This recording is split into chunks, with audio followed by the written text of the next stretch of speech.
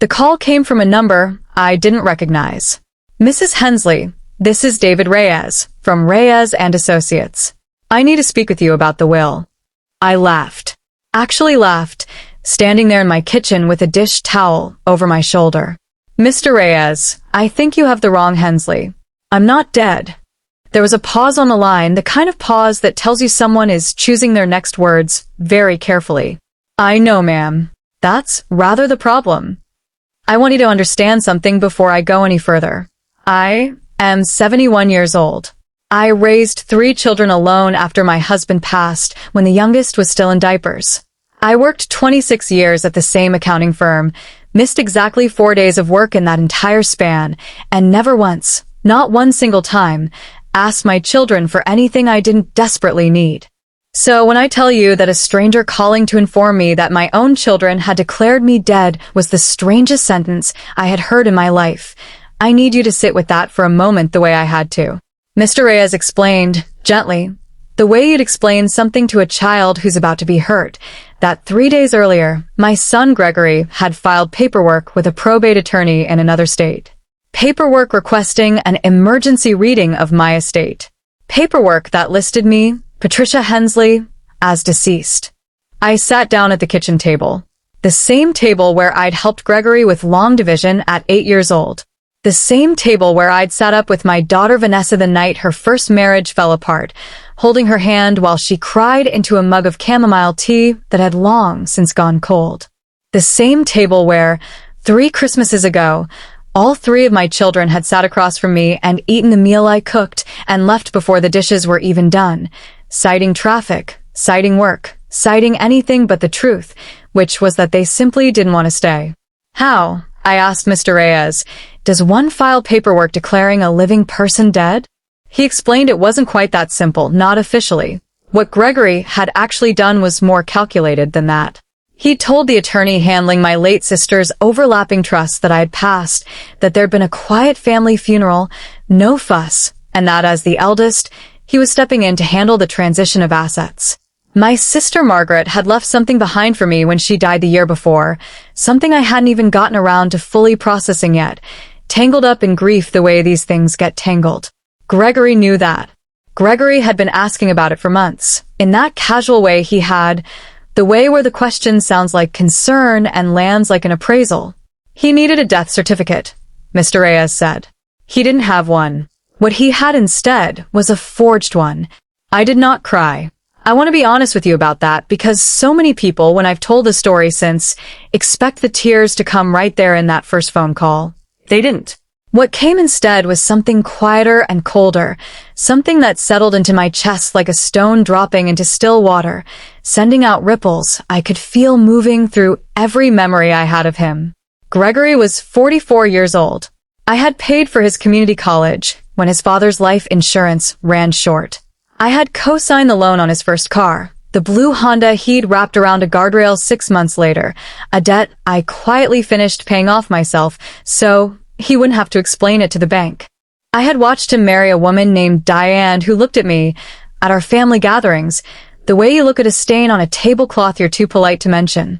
I had watched the visits get shorter, the calls get rarer, the birthdays get forgotten, then remembered a week late with a text that said sorry been slammed, happy belated. And I had let it happen because that's what mothers do. We absorb. We make excuses on behalf of the people who've stopped making excuses for us. He's busy. She has her own family now. Kids grow up and grow apart. That's natural. That's how it's supposed to be. But there is a difference between growing apart and being erased. And sitting at that kitchen table, phone pressed to my ear, listening to a stranger explain that my son had killed me on paper to get to money faster, I understood for the first time that I hadn't been growing apart from my children. I had been in the way. Mr. Reyes asked if I wanted to press charges. Forging a death certificate is not a small thing. It is a federal matter in some circumstances, a serious felony in nearly all of them. He said this carefully, the way lawyers do when they're leaving a door open without pushing you through it. I told him I needed a few days to think. What I didn't tell him was that I already knew, sitting there with the dish towel still slung over my shoulder, exactly what I was going to do. Not press charges. Not yet. Something slower. Something that would let Gregory and Vanessa and my youngest, Preston, understand precisely what they had done and precisely what it would cost them, not in a courtroom, but in the currency they clearly valued most. Because if my children wanted to know what life looked like with their mother gone, I decided that afternoon that I was going to show them. I didn't call Gregory that night. I didn't call anyone. Instead, I did something I hadn't done in longer than I care to admit. I poured myself a glass of the good sherry, the bottle I'd been saving for no occasion in particular, and I sat in my late husband Walter's recliner in the den, and I let myself think. Not react. Think. The first thing I needed to understand wasn't why Gregory had done it. I already knew why. On some level I'd probably known for years without letting myself say it out loud. The first thing I needed to understand was how far it had already gone. Because a forged death certificate doesn't just sit in a drawer. It gets used. It gets filed. It touches banks, insurance policies, deeds, retirement accounts, every quiet paper trail of a life I'd spent 71 years building. So the next morning I did what I do best. I made a list.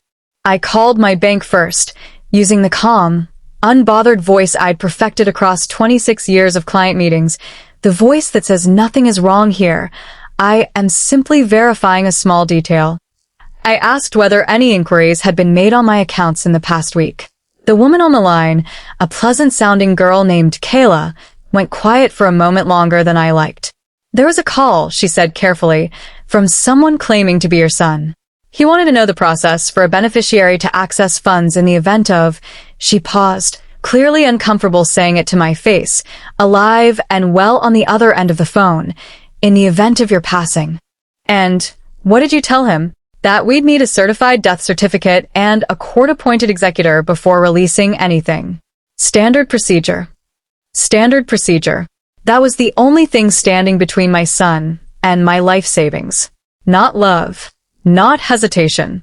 Not some quiet moment where he thought better of it. Just paperwork he hadn't finished yet. I thanked Kayla, hung up, and sat with that for a long while. Then I called my sister's attorney, the one Mr. Reyes had mentioned, a stiff, formal man named Charles Whitmore who'd handled Margaret's estate since she passed. He was, understandably, stunned to hear my voice on the line. Mrs. Hensley, he said, I was told. I know what you were told, I said. I'd like to know exactly what my son told you, word for word, if you have it written down. He did. Attorneys always do.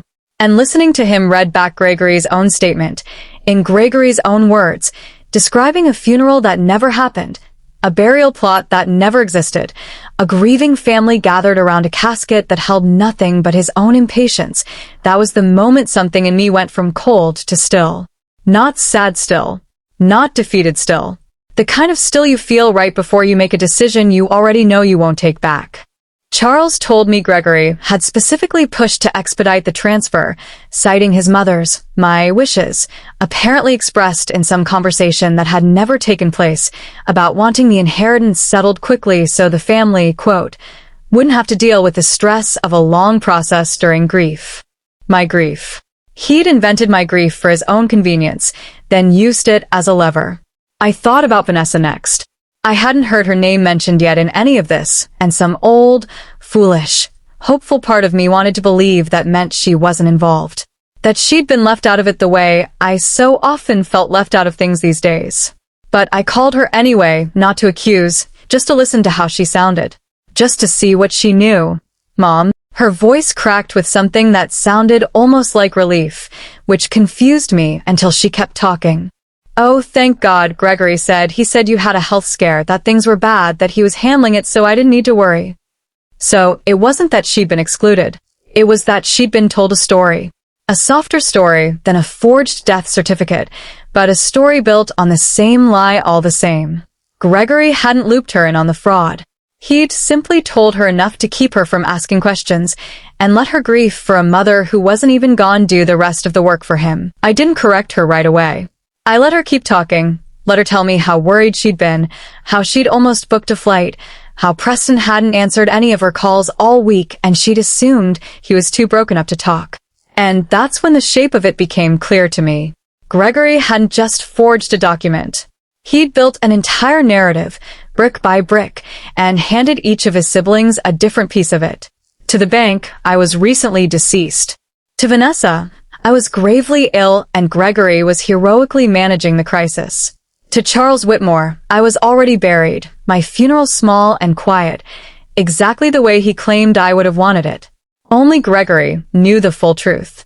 That his mother was sitting in her own kitchen, very much alive, holding a phone and slowly understanding the architecture of her own erasure. Vanessa, I finally said, I need you to sit down. I told her everything. Every piece of it, calmly, without embellishment, because the truth didn't need any help from me to sound monstrous. I heard her breath catch, then go sharp, then something that wasn't quite crying but was close to it. He told me you were sick, she whispered. He told me not to call you because it would be too much for you. I know, I said. Now I need you to tell me something. Did he ever mention Preston being involved in any of this? Or was it just the two of us he needed managed? There was a pause. And in that pause, I heard the answer before she even said it out loud, because some things mothers can hear in silence better than in words. I don't know, Vanessa said quietly, but I think you should call him. I already had my hand on the phone. Preston answered on the fourth ring, which told me something before he even said a word.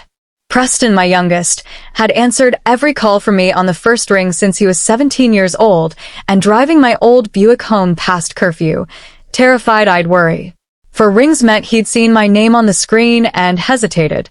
Mom, his voice was thin, uncertain, like a man walking across ice he wasn't sure would hold him. Are you okay? Gregory said. I know what Gregory said. I kept my voice level, the same voice I'd used with Kayla at the bank, the same voice that had carried me through 26 years of telling clients uncomfortable truths about their finances without letting my own feelings enter the room. I need you to tell me exactly what he told you, Preston. Word for word, if you can remember. The silence on the line stretched long enough that I wondered if he'd hung up. Then he exhaled, slow and shaky. He called me Tuesday night. Said you'd passed peacefully in your sleep. Said he didn't want to tell me over text that you deserved better than that, so he called. He said the funeral was going to be small, family only, and that with everything happening with the estate, it might be easier if I just stayed out of the logistics. Let him handle it. Said you'd always trusted him with that kind of thing. I had never, not once in 41 years of being Preston's mother, trusted Gregory with anything more complicated than picking up milk from the store. But grief has a way of making people accept things they'd otherwise question, and Gregory knew that. He was counting on it. Preston, I said, I'm alive. I'm sitting in my kitchen right now. There was no funeral. There is no death. Your brother forged a certificate to access money faster, and he told each of you a different lie to keep you from comparing notes. I heard something crack in his voice when he finally spoke again, not disbelief, which was almost worse, because it meant some part of him wasn't entirely surprised. He asked me not to call you, Preston said. Back before any of this. Weeks ago. Said you'd been distant, that you probably needed space, that reaching out too much might stress you. I thought I was respecting what you wanted. There it was. The quiet architecture underneath the larger lie. Gregory hadn't just fabricated my death. He'd spent weeks, maybe longer, laying the groundwork, softly discouraging contact between me and my other children so that when a moment came, there'd be no one checking in, no one noticing the silence, no one calling to ask how I was really doing. He'd isolated me first, gently, invisibly, the way you'd disconnect a smoke detector before starting a fire. I thought about all those unanswered calls I'd assumed were simply busy lives. All those birthdays that arrived a week late. I had blamed myself for so much of that distance, had told myself I was being too needy, too sensitive, too much like the mothers in the sad stories other women at church would tell over coffee. I had never once considered that the distance had been engineered. I need to ask you something, I said to Preston, and I need you to answer honestly because right now, honesty is the only thing that's going to tell me who I can trust. Anything, Mom. Did you know about the estate paperwork? The forged certificate, the calls to the bank, any of it? No. His voice broke fully this time. God, no, Mom. I swear to you, I didn't know any of that. I genuinely thought you were gone. I've been. He stopped, and I heard him take a breath that sounded like it cost him something. I've been driving past your street every night this week. I couldn't make myself stop the car. I didn't know what I'd even do if I did. I believed him. Not because I wanted to, not out of some soft maternal instinct to forgive before the facts were in, but because grief, real grief, has a specific sound to it, and I had spent enough years listening to people's voices for a living to recognize the difference between performance and the real thing.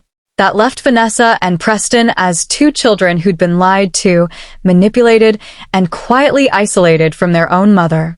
And it left Gregory standing alone in the middle of something he could no longer explain his way out of. I told Preston to say nothing to Gregory. Not yet. I told him the same thing I'd tell Vanessa an hour later, once I'd had time to think through exactly what came next, that I needed both of them to go on, for just a few more days, acting as though nothing had changed. Let Gregory believe his story was still holding. Let him believe the paperwork was still moving quietly through the system, that the money was still within reach, that his mother was still nothing but a name on a certificate he'd manufactured out of convenience and greed. Because I had already decided that Gregory wasn't simply going to get a phone call from his very alive mother, delivered with tears and forgiveness and some tidy lesson about family. That ending might satisfy someone else's story. It would not satisfy mine. I called Mr. Reyes back that evening. I've thought about what you asked me, I told him, whether I want to press charges. And I want to do more than that, I said. I want you to help me find out exactly how much of my life he's already tried to sign away. Every account, every policy, every document with my name on it that he's touched in the last 6 months. And then I want to talk about what happens to a man who tries to inherit his mother's life while she's still living it.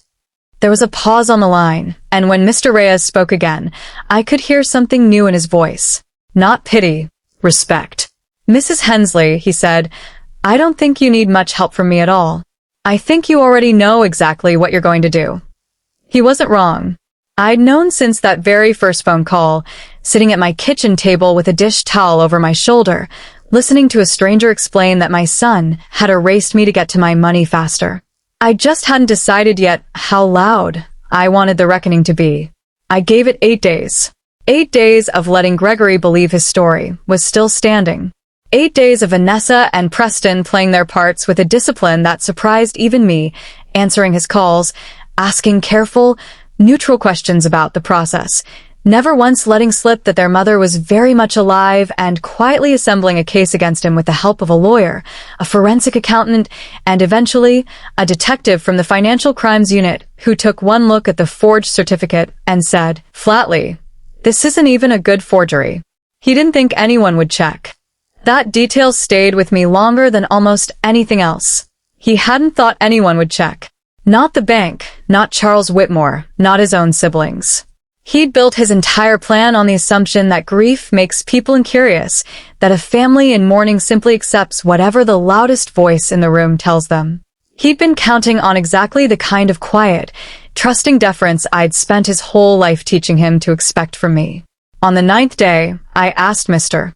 Reyes to set up a meeting. Not a confrontation over the phone, not a text message the way he'd delivered his cruelty to me on countless smaller occasions over the years. A room, a table, faces. Gregory arrived first, expecting to meet with Charles Whitmore about finalizing the transfer. Instead, he walked into a conference room and found me sitting at the head of the table, Vanessa on my right, Preston on my left, Mr. Reyes, and a detective named Alvarez standing quietly near the door. I have thought many times since about what his face did in that moment. It wasn't shock, not exactly. Shock implies surprise, and somewhere underneath the confusion, I don't think Gregory was entirely surprised. I think some part of him had always known this day might come. What I saw instead was the particular color a person's face turns when they realize the story they've been telling has finally caught up with the truth it was built to outrun. Mom. He said it carefully, testing the word, the way you'd test ice. Sit down, Gregory. He sat. I didn't raise my voice. I want you to understand that, because I know how these stories are supposed to go, how satisfying it can feel to imagine the confrontation as something loud and cinematic, tears and shouting, and a dramatic exit. That's not what happened. What happened was quieter, and I think, in the end, far more devastating for him precisely because of that. I know everything, I told him. I know about the certificate. I know about the calls to my bank. I know you told Vanessa I was sick and told Preston I needed space, and I know you told Charles Whitmore I'd already been buried. I know you spent weeks quietly discouraging your brother and sister from checking on me so that when the moment came, no one would notice the silence. His mouth opened. Nothing came out. I raised you, I continued, to believe that family meant something. I paid for your education. I paid off a car you wrecked so you wouldn't have to explain it to a bank. I sat at holiday tables and watched you and Diane slowly edit me out of photographs, out of plans, out of your children's lives, and I told myself that was just what happens as families grow. I never once imagined you'd try to edit me out of my own life. Mom, I can explain. You can, I said. And you will. To Detective Alvarez, who's been very patient this morning. That was when it finally landed. I watched him understand, in real time, that this wasn't a family conversation he could smooth over with an apology and a promise to do better. Detective Alvarez stepped forward and began, in the calm, procedural voice of someone who has done this many times before, explaining the specifics of what forging a death certificate to access financial assets actually constitutes under the law. I didn't stay to watch the rest. I'd said what I needed to say, and there is only so much satisfaction in watching a person you once rocked to sleep understand the weight of what he'd done. I stood, and Vanessa and Preston stood with me, and the three of us walked out of that conference room together into a hallway that felt, for the first time in longer than I could remember, like it belonged entirely to us. I want to tell you, the ending wrapped up neatly. It didn't, not completely, these things rarely do. Gregory faced charges. What happens with those charges is still working its way through a slow and unglamorous legal process, and I've made peace with the fact that some of it may end quietly, in a plea deal, in a probation sentence, in consequences that feel smaller than the crime. That part I've had to let go of. I can't control what a courtroom decides. What I could control was smaller, and in its own way, larger. I changed the beneficiaries on every account. I met with an estate attorney of my own choosing and rebuilt everything from the ground up, this time with protections Gregory had never imagined I'd think to put in place. I started having dinner with Vanessa every other Sunday, a habit neither of us had made time for in years, and I found that when the excuses and the performances fell away, we actually liked spending that time together. I started teaching Preston's youngest how to bake the same bread my own mother taught me, standing at his kitchen counter with flour on both her hands, and I watched him watch me the way I used to watch my own grandmother, like I was something worth remembering. As for Margaret's inheritance, the one Gregory had been so eager to access on my behalf, I used part of it to set up something I never told him about. A small fund, quiet and unglamorous, meant to help elderly parents pursue legal counsel when they suspect financial abuse from their own children. I named it after my sister. I think she would have liked that. People ask me sometimes if I've forgiven Gregory. I tell them the truth, which is that forgiveness isn't a door you walk through once and never think about again. Some days I'm closer to it than others. But I no longer confuse forgiveness with forgetting, and I no longer confuse silence with peace. I learned, at 71 years old, that being erased by your own child doesn't have to be the end of your story. Sometimes it's simply the moment you finally start writing it yourself. If this story moved you, if you've ever felt invisible in your own family, I want you to know you're not alone in that. Share this with someone who needs to hear it. And if you're the one sitting at your own kitchen table tonight, wondering how you became a footnote in a life you built, I hope you remember what I learned. You are still the author here. It is never too late to pick the pen back up.